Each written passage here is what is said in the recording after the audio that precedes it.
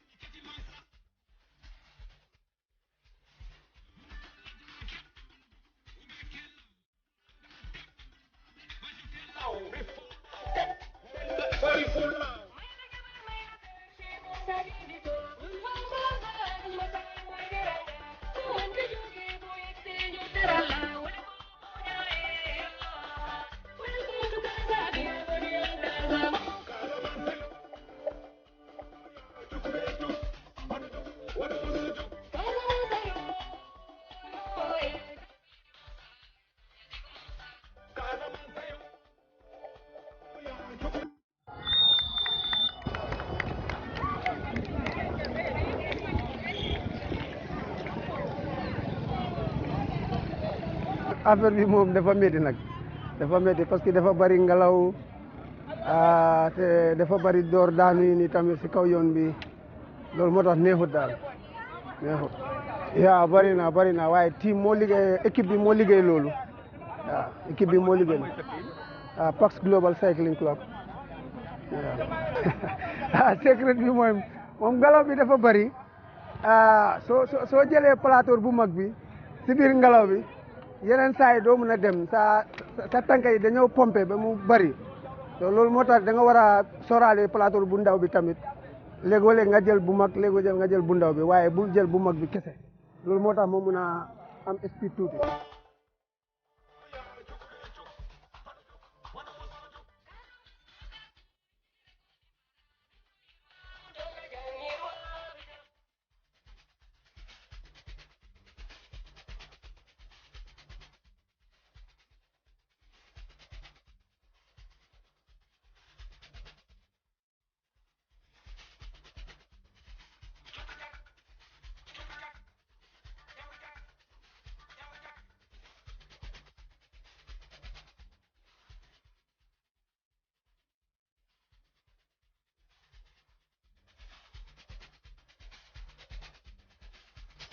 D'abord,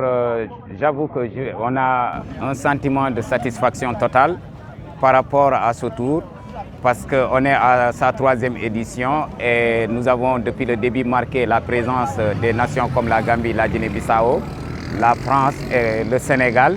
Et effectivement, cette année, la Guinée-Conakry devrait prendre part. Malheureusement, ils ont eu des difficultés en cours de route et ne sont pas arrivés. Mais ce que nous avons constaté aujourd'hui, nous avons vu une course de niveau parce que 94 km le courir à 2h40, ça veut dire que les coureurs qui ont participé, c'est des coureurs de niveau. Et pour vous dire, dans les 2h40 même, j'avoue que le premier, lui, il est arrivé même avant 2h40. Parce que nous, on était en train de coordonner avec le deuxième groupe, alors que le premier est arrivé quelques 3 minutes avant l'arrivée même du deuxième groupe. Donc c'est un sentiment de satisfaction totale. Et aujourd'hui, nous sommes à notre 3e édition. On pense bien que aussi on a été bien encadré par la sécurité. Voilà, c'est du côté de Mécénat, c'est notre grande difficulté. Et ce qui nous surprit encore, c'est que du côté des mécénats, on a des difficultés pour les sponsors,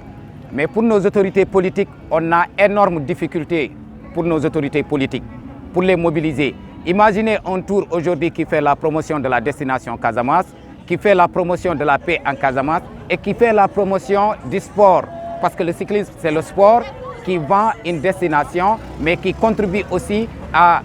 la cohésion sociale. Mais si on vous avoue que vraiment, à l'heure où nous vous parlons, les autorités politiques qui ont accompagné ce tour, je peux vous dire que c'est l'ANRAC, sous l'instruction du président de la République, d'après ce qu'ils nous ont dit, qui ont accompagné. Mais cet accompagnement, j'avoue aussi, c'est très minime par rapport au budget qui a été présenté. Au-delà de l'ANRAC, c'est le ministère de la Culture qui nous a accompagnés pour une soirée culturelle que nous comptons organiser au niveau de Cap Skirring. Et après cela, nous n'avons pas d'accompagnement des autorités politiques. Et notre grande surprise aujourd'hui, c'est les autorités politiques de la Casamance. On lance un appel aujourd'hui au président de la République, en leur faisant savoir que nos autorités politiques, nous avons tapé à leur porte, qui étaient, par exemple, certains ministres qui sont de la Casamance, les directeurs généraux qui sont de la Casamance, mais on les appelle au téléphone, on ne nous prend pas au téléphone. Et notre activité, nous, on vous dit, c'est pas juste on est là à quémander, on ne quémande pas,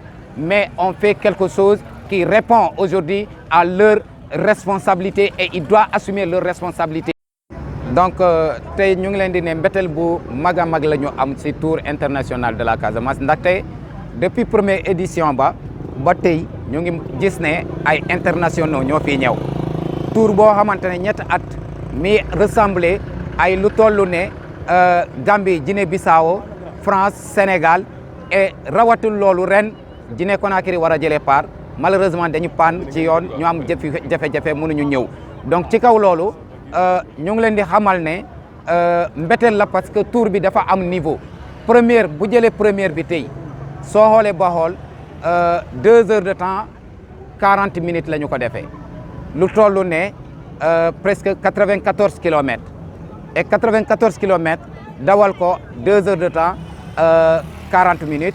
niveau la boo xamante ne même c'est les grands professionnels des élites da ngay gis ne niveau bu baax la donc ci kaw loolu satisfaction la ci ñun.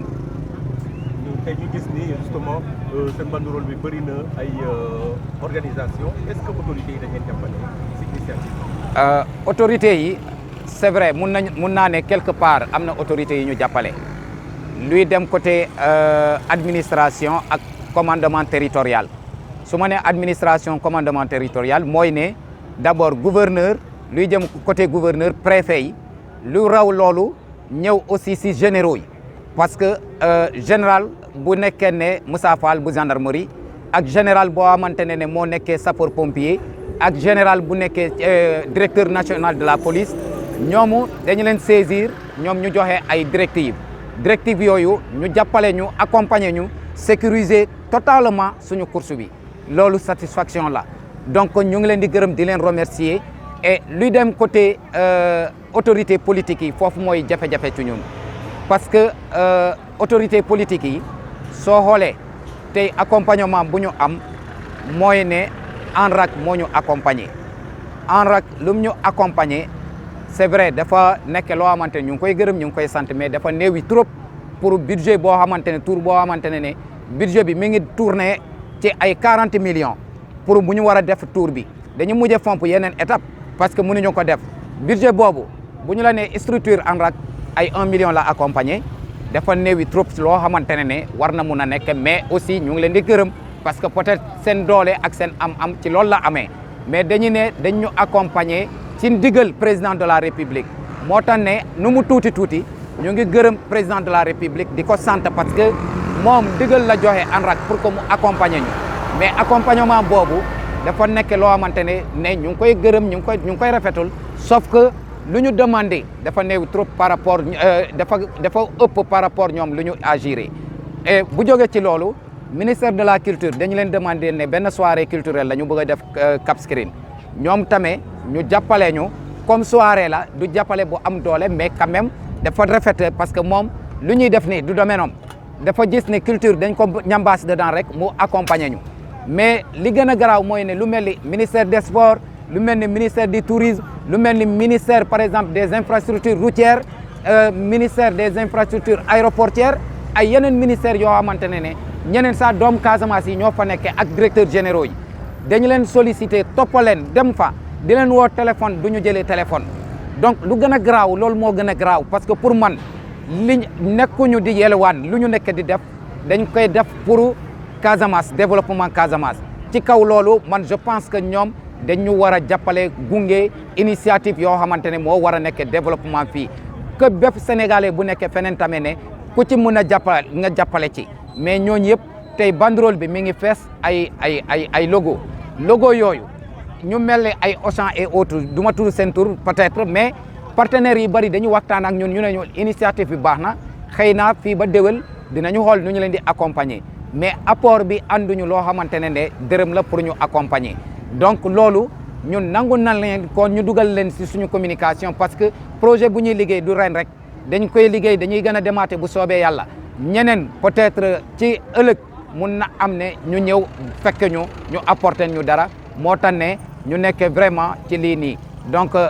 lii moo am ci loo xamante ne mooy tey lu ñu kii. wax na rek ni lii nga xam ne lu mooy initiative bi am na yeneen objectif yi nga xam ne nekkul sport. bon am nga cyclisme sport la mais fii si Casamance initiative bu mu am mooy ne maanaam